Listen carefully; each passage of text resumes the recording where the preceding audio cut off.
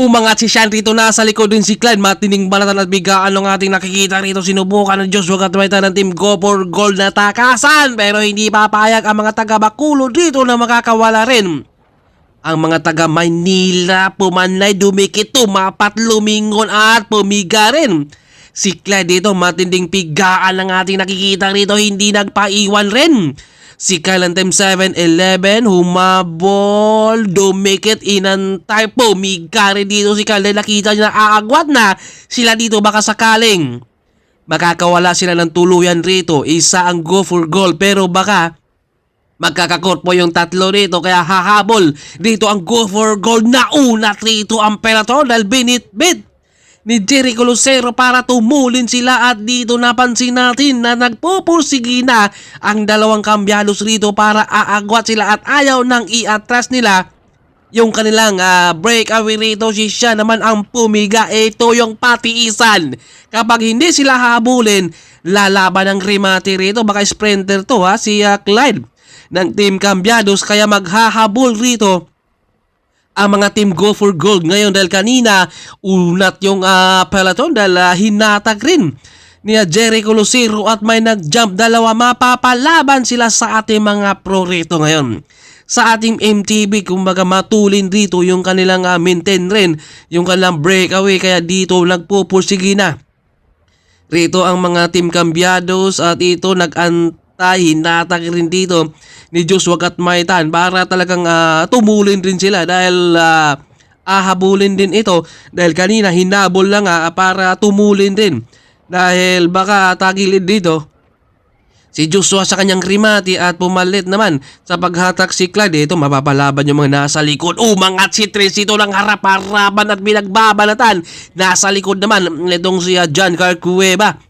Ang tuloy, humabol din si Tubuhan, Dave Montemayor, si Julan, hindi rin siya nagpaiwan rito. Ang tulin ng habol ni Trins na dito dahil kailangan niyang dikitan na dahil baka aagwat ng tuluyan yung nasa breakaway at baka hindi kakayanin ni Joshua Gatmaitan sa kanilang rematihan sa breakaway, kaya ito humabol na naman.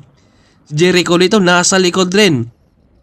Si Jason De La Peña, ang tulin ng piga ni Jericho dito. Mapa-MTB talaga to, ay nasa kanya, makapaahon yan. Habol talaga yan, nasa likod rin. Jason De La Peña nakakapit rin at Cambiados nasa likod. Paul Aquino andito pa sa likod, umangat para tumulin. Habol naman si Paul. Joshua Gatmaitan na naman ang bumanat.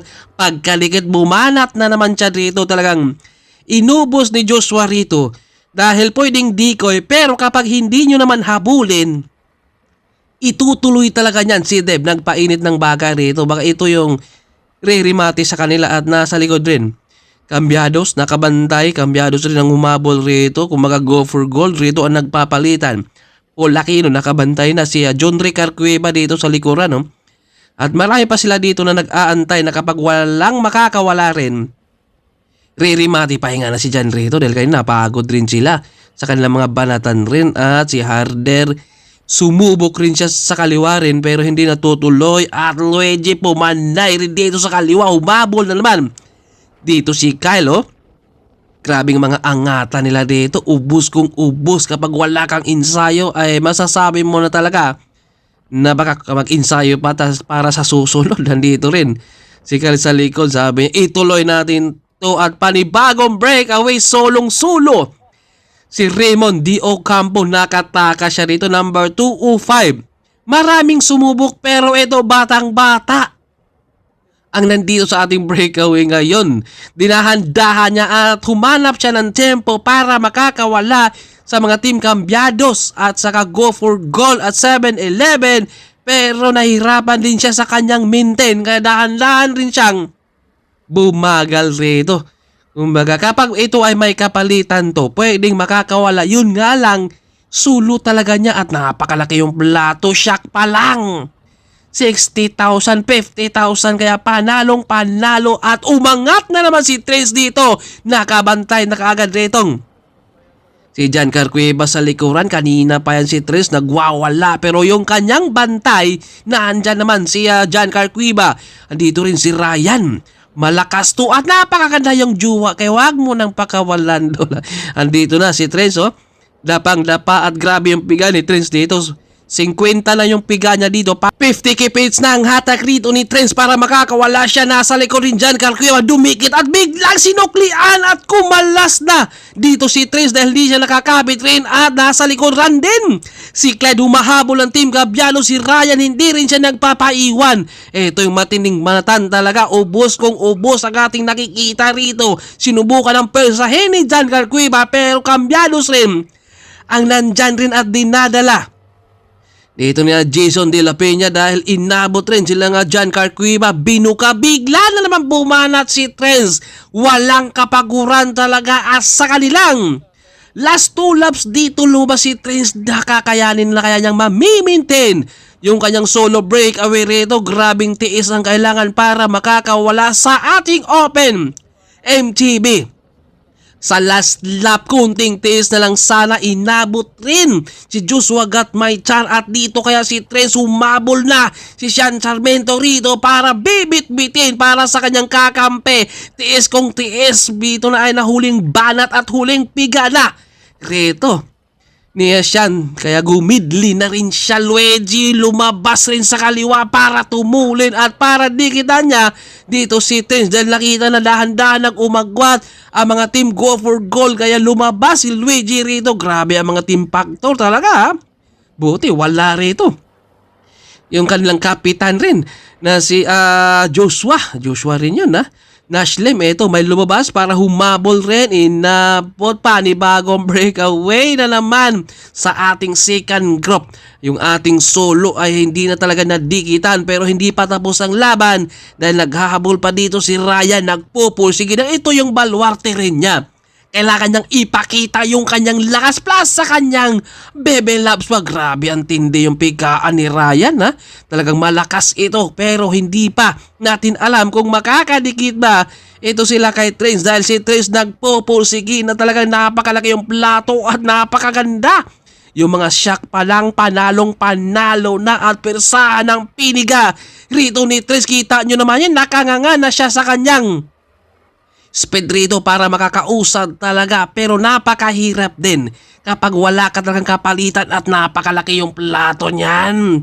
Talagang nahirapan din siya sa hangin maliban sa kalaban at dito naghabol si Kyle. Rito 7-11 ang nakita nating bumungad, tumulong na rin dito si Jason De La Peña para sa kanyang kakampi na si Paul Aquino at nasa likuran din si John Ray Carcueva na kanina pa nagbabantay yan kay Paul Aquino. Bit-bit rin dito ni Jason ang peloton para habulin ang team go for goal. Grabe dito, iba talaga ang tulay na kakampi dahil nandyan ang ririmati niya na si Paul Aquino kay nakabantay dyan si John Ray Carcueva rito sa kanilang last lap. Aagwat kaya ng tuluyan si Trends o aabutan pa rito dahil nagpupursigi at tiis talaga ang kailangan rito. Kumbaga dinala para sa kakampi na ririmati. Nakabantay naman si John Ray Carcueva. Marami sila dito sa likod na nag-aantay kung sakaling madidikitan. Andyan pa si Tubuhan nagbabantay. Dilima nandito pa sa likod at Joshua Gatmay-Chan. Grabing mga pigaan Jolan no?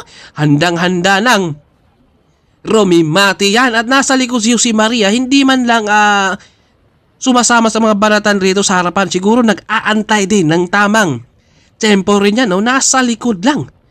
Si Ryan nasa likod na rin. Naghahanap rin ng tempo yan. Ito o si Maria nasa likod. Hindi siya sumasama sa mga banatan sa harapan at dito tumulong na rin ang Cambianos. Lalay ito sa paghabol rito sa ating solo breakaway at nasa likod na ang peloton. Talagang inabot si Trends dito sa kanyang breakaway. Pwedeng decoy si Trends. Yun nga lang, kapag decoy na may pang panay, mahirapan din kayo. Kailangan talagang habulin Joshua Gatmay-Chan. Nagwawala na naman siya rito. Walang kapaguran dito ang mga team go for gold. Talaga banat kung banat nakabungad. John Carcueva matinding rimatihan. Debol lumabas sa kaliwa ng harap-harapan. Maaga niyang binanatan.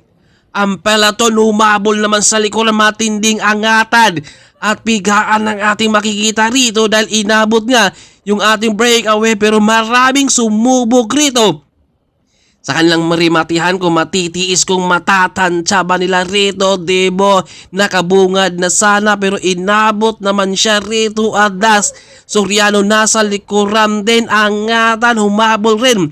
Si Ryan dito, grabing pigaan na yan dahil rimatihan tayo rito. Buo na naman tayo, may mga sumubok aagwato, mga si Demon Timayaw rito at walang nakakapit sa kanya, napakatulin yung labas dito ni Demon Timayor. Humabol si Paul Aquino pero malayo yung kanyang pinanggalingan at hindi na nakahabol si John Ricardo Iba. Inangatan pa dito ni Demon Timayor, ang tulin talaga kaya wala nang nakahabol. Pangalawa si Paul Aquino rito, ang ganda nung kalang laban. Nang hinayang si Paul, malayo yung kanyang